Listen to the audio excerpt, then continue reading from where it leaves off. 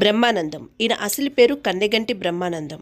ఈయన తెలుగు సినీ ప్రపంచంలో తనకంటూ ఒక ప్రత్యేక స్థానం ఏర్పరచుకున్నారు. భారతదేశంలో అత్యుత్తమ మరియు అత్యధిక పారితోషికం పొందే హాస్య నటుల్లో ఒకరిగా గుర్తింపు పొందారు. 1000 కంటే ఎక్కువ చిత్రాల్లో కనిపించిన సజీవ నటుడుగా గిన్నీస్ వరల్డ్ రికార్డును అందుకున్నారు. బ్రహ్మానందం 6 నంది అవార్డులు మరియు 2 ఫిలింఫేర్ అవార్డులతో సహా అనేక ప్రశంసలు అందుకున్నారు.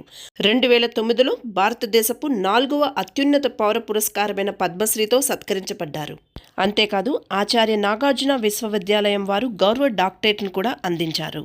పశ్చిమ గోదావరి జిల్లా అత్తిల్లో తెలుగు లెక్చరర్గా పనిచేసిన బ్రహ్మానందం గారు 1985లో డిడి తెలుగు యొక్క పకపకాలతో టెలివిజన్ అరంగేట్రం చేశారు. ఇది ప్రేక్షకుల నుండి ప్రశంసలు అందుకుంది.